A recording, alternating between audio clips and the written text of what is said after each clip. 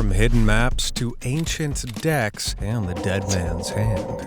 I'm about to expose the insane things you don't know about playing cards, starting with the dark message hidden behind the King of Hearts.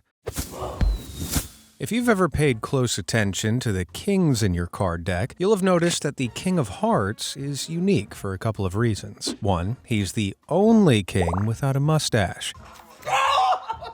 So what gives? Is he Amish, modeled on Abraham Lincoln? Well, one of the most popular explanations for his missing stash is that his lack of facial hair signifies him to be the purest of the four kings. Apparently being clean-shaven is an indication of goodness. Now this is a nice idea, but most historians believe that the king's missing facial hair was actually originally caused by a printing error. See, when these standard card styles were developed in 15th century France, the manufacturers repeatedly used hand-carved wooden blocks to print the cards. The King of Hearts originally did have a mustache, but over time this detail on the wooden block wore away, and they didn't bother to replace it. Over time, this became the card's standard design. But it isn't the only unique thing about the mustacheless king. Until the 1800s, he was often depicted holding a battle axe, but today he wields a more kingly sword. That appears to be plunged straight into his head. Now most people think it looks like the king is stabbing himself, which has given him the nickname the Unalive King. Ugh, I hate the modern era. Others have noted that he's also the only king that doesn't wear his own suit on his clothes, as his robe is marked with arrows that resemble the symbol for spades. This, combined with his violent death and lack of mustache, has also earned him the title of the False King, because there's a belief that he's an imposter who's been found out and forced to take his own life. Although some people believe that the king might be being stabbed by somebody else. And this would lead us to a very different conclusion altogether, that the false king is the victim of regicide. Get to the king! Another crazy King of Hearts fact, all the kings in a deck can be linked to real historical leaders, but we'll get to that in a moment. And first, let's explore the insane science behind card shuffling. Now, you'll be aware that there are many ways to shuffle a deck of cards. The most common techniques are riffle shuffling, used at casinos, Hindu shuffles, commonly used in Asia, and the overhand shuffle, which is perhaps the easiest technique. Any of these techniques, particularly when followed by a cut of the deck, ensures a proper shuffle has taken place. The number of different possible arrangements a standard deck can contain is 52 factorial, which means the number is equal to 52 times 51 times 50 and so forth. The number you get at the end is approximately 8 with an incredible 67 zeros after it. Now that's more than the theorized number of atoms in the universe, and it's likely that no deck of cards has ever been shuffled the same way twice. You serious? Yep. If you began shuffling cards from the moment the universe began and finished at the moment it ended, you'd theoretically never shuffle the cards in the same order, which is mind-blowing to comprehend. Incredibly, the study of probability as a branch of mathematics arose when two Chads of the math world, Pascal and Fermat, started discussing gambling with dice and cards. Probability is still an important part of card games, and in poker, expert players know exactly how likely you are to get certain hands. In a game of Texas Hold'em, the chances of getting a pair is 43%, 3 of a kind, 5%, and the chances of getting a royal flush, aka the best hand in the game, is just 0.0032%. That means if someone's pretending to have a royal flush, they're almost definitely bluffing. So, although the percentages are hard to remember, if you can keep those probabilities in mind when you play, you massively increase your chances of robbing your local casino blind. Playing cards really is just a numbers game, but have you ever wondered why there are exactly 52 cards in a standard deck? Well, you can thank the French. Different countries developed different versions of card decks, which ranged from 24 to 52 cards. But the French's 52-card version became the most popular worldwide, spreading easily because of French and English colonialism. 52 seemed to be just the right amount, with card players agreeing they could play the best games with this number. What is very interesting is the relation between a deck of 52 cards and our calendar year. For there are 52 weeks in a year after all, and the 4 suits align with the 4 seasons. Now, still not convinced? Well, there are 13 cards per suit and 13 weeks per season. Furthermore, the 12 face cards in the deck align perfectly with the 12 months of the year. Now, finally, if you add up the value of all the cards in the deck and add 1 for the Joker, you'll get 365, the number of days in a year. The other Joker adds an additional day for leap years, so a deck of cards fits our calendar perfectly. But before you start drawing up wild conspiracy theories, this strange connection is widely believed to be nothing but an eerie mathematical coincidence. All right, then, keep your secrets. So, we now know why there's 52 cards in a deck, but where did playing cards come from at all? Well, sometime in the 9th century, China became the first region in the world to introduce them to the general public. These cards featured pictures of coins or strings of coins, and these could be thought of as the earliest suits. However, it's actually believed that these cards acted as substitutes for money, like poker chips, and each suit was just an increase in monetary value. From here, a more recognizable form of the 4 suits was developed in the 13th century with these Mamluk cards from the Middle East. They bear 4 distinct suits: the swords, cups, coins, and polo sticks. Yes, really, the medieval Arabs loved playing polo. From here on, it's theorized that Italian merchants brought Mamluk cards to Europe in the 14th century, and they became so popular that the church started calling them the Devil's Picture Book. In 1463, England even banned gambling with cards, except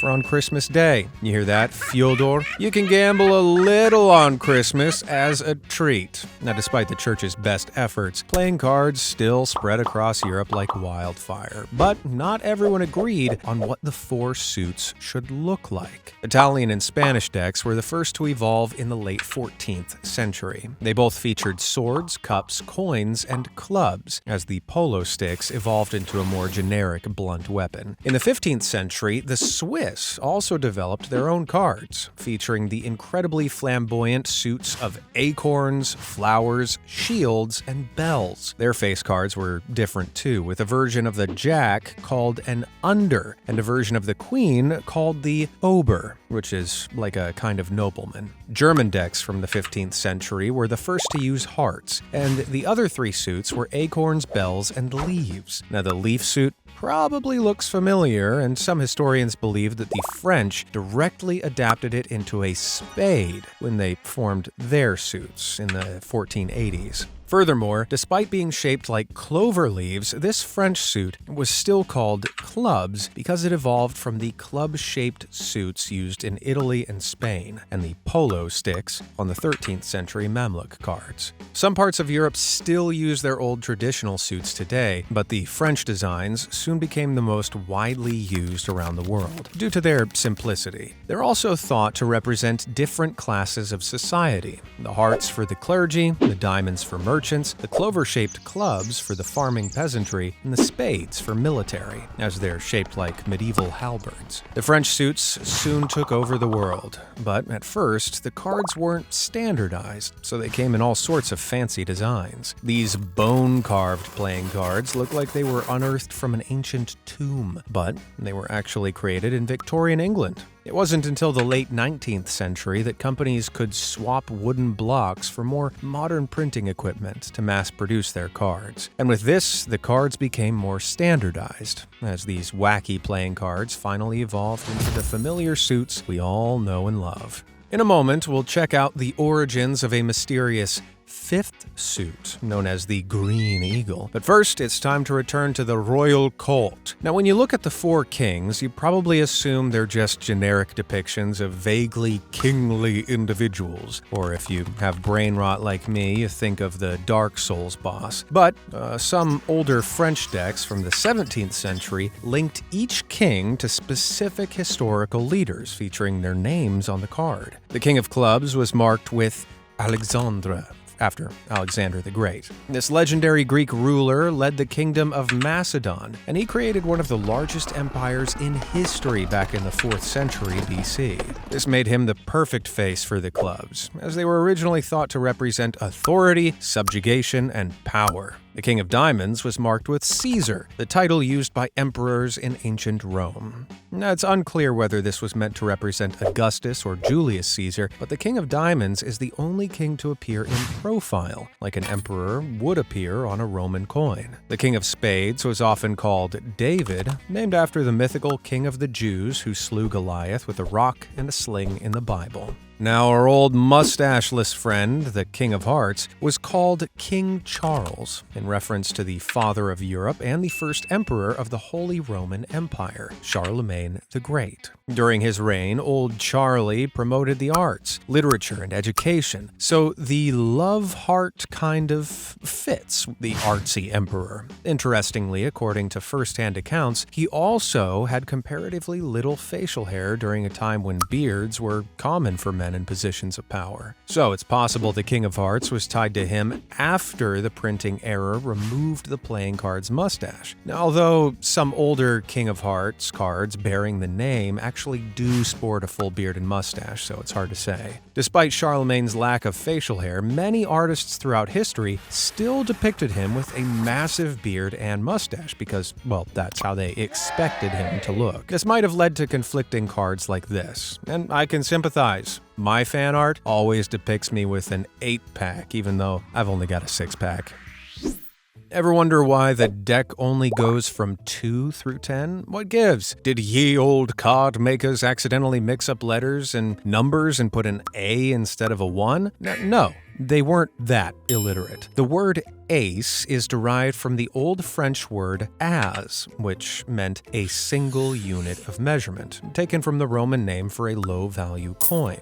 The word was first used in a gaming context to describe the 1 on a 6-sided dice, as it designated a single unit. This migrated over to playing cards, and in most games the ace was typically the lowest value card for a long time. The earliest example of a high ace comes from the 16th century Venice with a game called Trappola. As Trappola grew in popularity, other games started using the ace as a high card, and it's now almost always ranked above kings. Weirdly though, you can sometimes find decks today with 1s instead of aces. Brother, For some reason, seeing a 1 on a card looks pretty unsettling, and it removes everybody's favorite playing card, the Ace of Spades. Now, this card often has a more ornate design than the other aces, and it isn't because of the Motorhead song. This practice originated in Europe in the 16th century when many nations instituted a tax on the manufacturing of playing cards. During the reign of Queen Anne in Britain, an ornate stamp was placed on each deck of cards after production to prove that the manufacturer had paid the tax. The Ace of Spades was chosen for the stamp, as they were typically the first card in the deck. Eventually, in 1765, the British Tax Office started printing their own Ace of Spades cards in order to prevent tax evasion, and they were given intricate designs to make them difficult to copy. Forging these cards was punishable by death, and in 1805, a British criminal called Richard Harding was convicted of forging the Ace of Spades, and he was executed by hanging in November of that year. From this point on, the Ace of Spades became known as the hanging card, or the death card, as playing with an unofficial ace could literally cost you your life. In the late 19th century, laws were relaxed, and card manufacturers could print their own Ace of Spades again. But by then, producing an ornate Ace of Spades had become a tradition, so manufacturers continued to do it, despite the custom's grisly history. Later, we'll see why the Ace of Spades was also called the death card during the Vietnam War. But first, I'm going to tell you how to use cards to cheat at casinos. And if all this card talk has you itching to get the gang over for a poker night, then look no further than the official Be Amazed playing cards. Impress your friends and stun your rivals with these cards emblazoned with my regal visage. Look, there I am! Hey, don't I look dignified? These cards are printed on fantastic stock with a fine finish and feel great to flip through with your hands. The artwork is stunning with hand-drawn illustrations and filled to the brim with the personality you'd expect from an official Be Amazed product. Now just check out this bodacious beauty, stately maiden. Apologies, Your Majesty. Scan the QR code on screen or click the link in the description to pick up a deck while they last. Now, on with the video. Card games can be pretty high stakes. Gamblers in Vegas can bet thousands on a hand, and if you lose a game of Yu-Gi-Oh, you'll end up getting sent to the Shadow Realm. So, understandably, casinos try to make cheating as hard as possible, but you still can, if you have the right deck. Just ask Phil Ivey, a poker player who's widely considered to be the greatest of all time. He's won 11 World Series, a set of poker tournaments with a prize of $10 million. But all that money wasn't enough for Phil, and in 2012, he was approached by a relatively unknown Chinese gambler called Kelly Sun, who had a crazy proposition. Sun was a math genius, capable of running numbers faster than most people can blink, and she'd realized that many casinos used decks of cards that had near imperceptible differences on the backs. Now take a look at these cards. Identical, right? Wrong. As you can see, the diamond pattern on one of the cards is cut off, resulting in a very slight difference. This occurs because mass printing is never perfect, and when thousands of identical patterns are spat out, things can become very slightly misaligned. Sun realized that these imperfections could be used to gain a competitive edge, as if you know an ace or a low card has a particular pattern on the back and can spot it in another player's hand, you're ahead of the game. She called the technique edge sorting, and she teamed up with Ivy to use it during games of high-stakes baccarat, a game where the casino only has a small advantage over the players. Edge sorting actually swung the advantage in Sun and Phil's favor, and Ivy's prestige allowed him to gamble in private rooms. Here, Sun masqueraded as his good luck charm, taking on a dumb persona to throw casinos off the scent. Over a few months, they made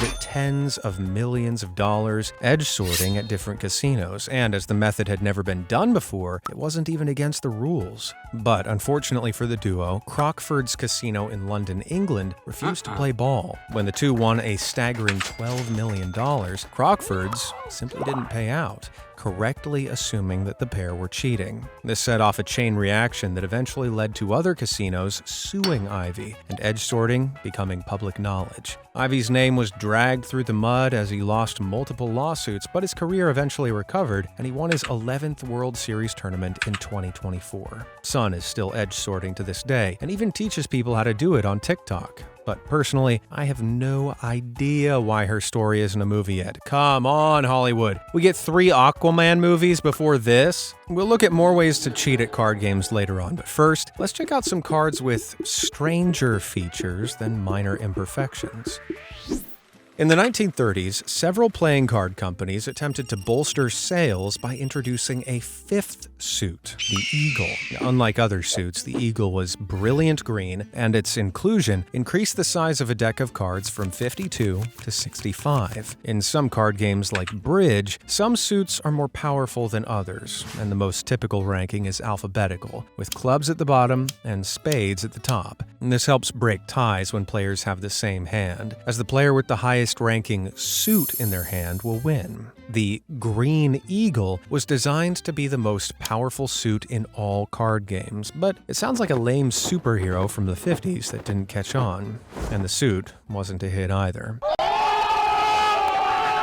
Card players had used 4 suits for hundreds of years, and many games like Blackjack are built around there being exactly 52 cards in the deck. Plus, it's kinda ugly, right? The green throws off the black and red balance of the deck, and the more complicated eagle design stands out against the simple abstract symbols used by the other suits. And the public agreed, so the ugly suit was ultimately pointless, and by the end of the 1930s it fell out of popularity, and the Green Eagle officially became extinct.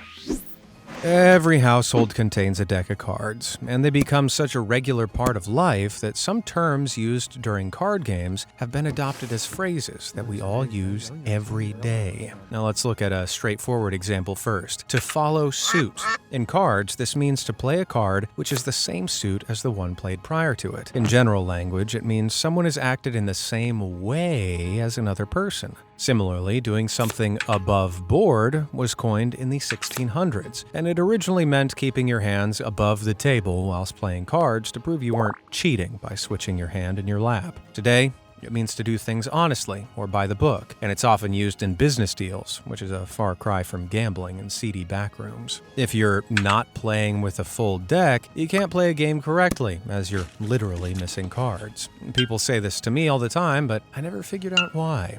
You're an idiot. In poker, hole cards are cards known only to you and no other players. Therefore, to have an ace in the hole means you have a strong asset or tool that other people don't know about. One saying with a more interesting evolution is "come up trumps." In the 17th century, the saying was "turn up trumps," and it came from an old card game called Triumph. In this game, the deck is cut to select the trump suit, and if you turn up a trump suit that matches the cards in your hand, it gives you an advantage. Therefore, to turn up trumps literally just signified success in the game. In the 18th century, this meaning became figurative, and it's still used when people experience good luck or are unexpectedly successful. There are so many more. Stack the deck, up the ante, outplay your hand. The number of idioms inspired by cards is huge, and it's something I bet you never thought about.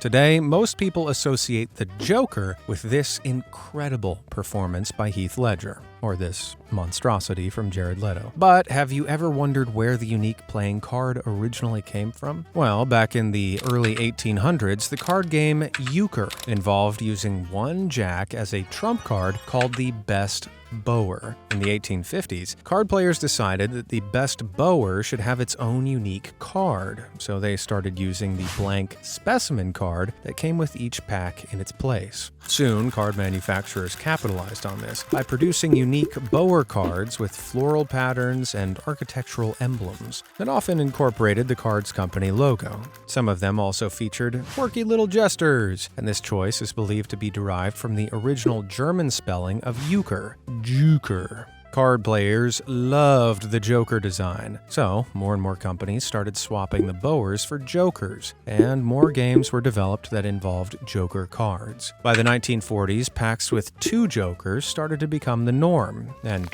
as it's the only playing card that doesn't have a standardized design, people started collecting jokers, produced by various companies. The rest is history, and personally, I'm glad this change happened. Can you imagine Batman going toe-to-toe with the best bower?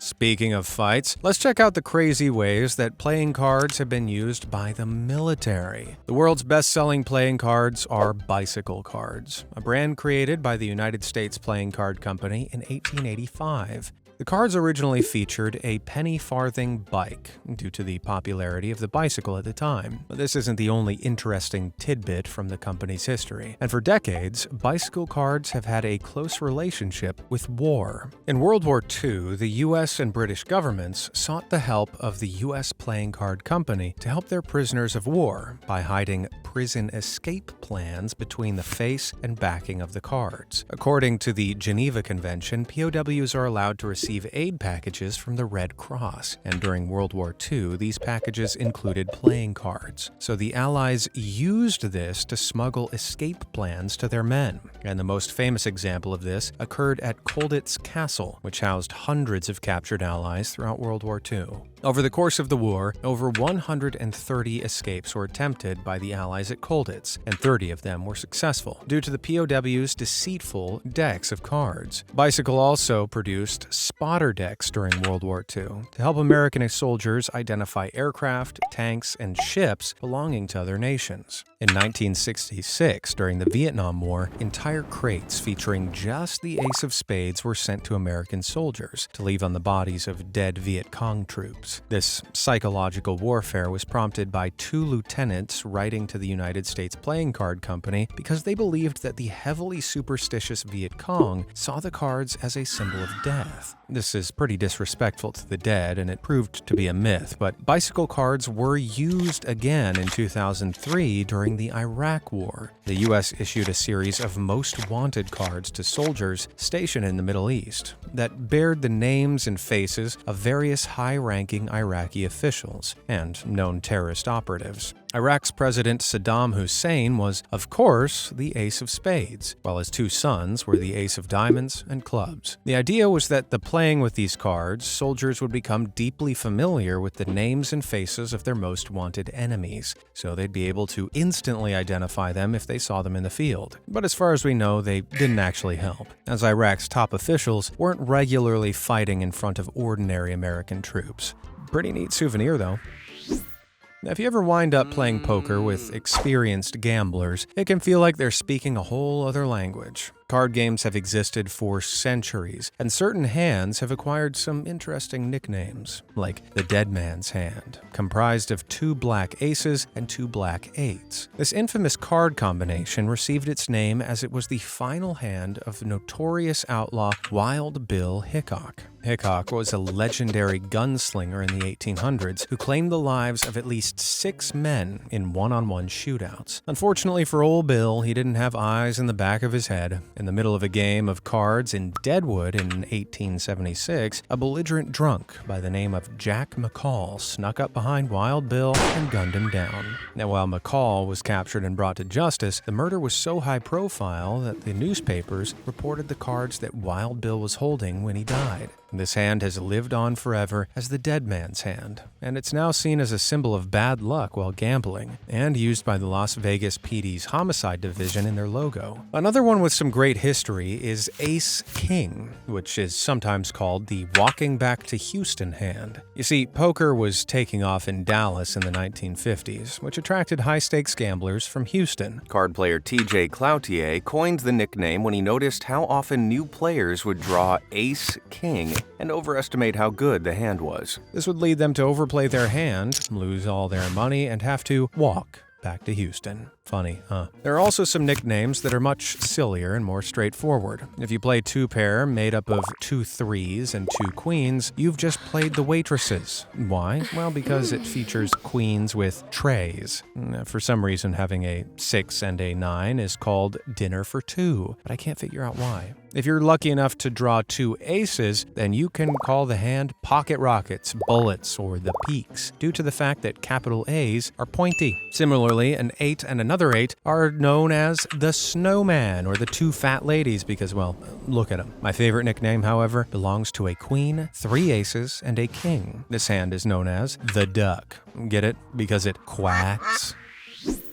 If you want to cheat in a game of cards, there are plenty of trick decks that are designed to help you. One example is a one-way deck that features asymmetrical patterns or pictures on the back. Like this bicycle deck featuring angels. The difference is very subtle, but if you hold the cards the right way up, this small square will appear over the angel's right shoulder. Flip it upside down and the square now sits on his left. But how can you use this to your advantage? Well, it only really works if you're the dealer. If you pre-shuffle the deck so the square on the back of the cards is on the right on every card except the aces, you know which players at the table have an ace. A skilled dealer could do this without anyone noticing. And once they know who has a particular card, they could change how they play the game to swing the odds in their favor. Now, for this reason, cards that are asymmetrical in any way are often rare, and any casino worth their salt wouldn't be caught dead using them.